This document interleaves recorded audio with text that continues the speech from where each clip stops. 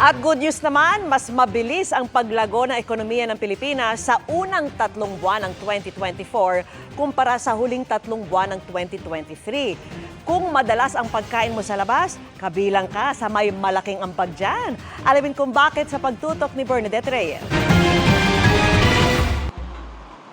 Ramdam daw ng karinderya owner na si Isabel ang paglakas ng kanyang negosyo nitong mga nakalipas na buwan. Medyo umu-okay na. Dumadami yung tao. Siguro yung mga iba nagsisipag-opisina na, dati sa bahay lang.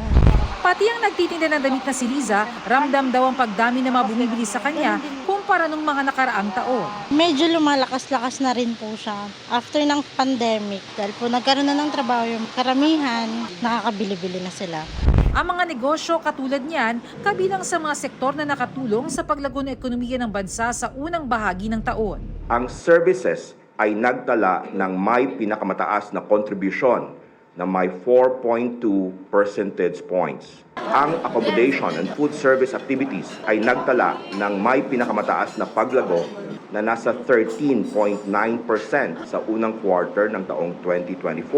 Ito ay sinundan ng financial and insurance activities na tumaas ng 10%. 5.7% ang naitalang GDP growth rate sa unang 3 buwan ng 2024. Ito yung kabuuan ng mga produkto at serbisyo na nalikha sa loob ng bansa.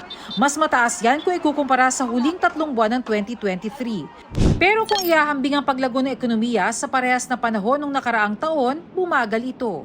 Isa sa mga nakikitang dahilan ng NEDA ang mas mahinang paggastos ng mga households, pati ang paggastos ng pamahalaan.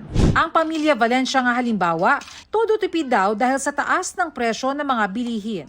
Halimbawa, pag gusto nila ng soft drinks, hindi sila pwede mag-soft drinks. Pag gusto nila ng juices, hindi sila pwede mag-juices kasi napakamahal na. Pag nagpasyal ka na lang, dito na lang sa park, maglaro na lang sila dyan ng basketball.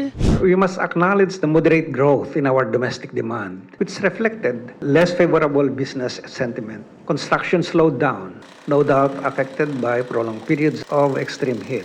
Household spending also slowed due to elevated prices of major food items and the heat wave. Para sa GMA Integrated News, Bernadette Reyes, Nakatuto, 24 Oras.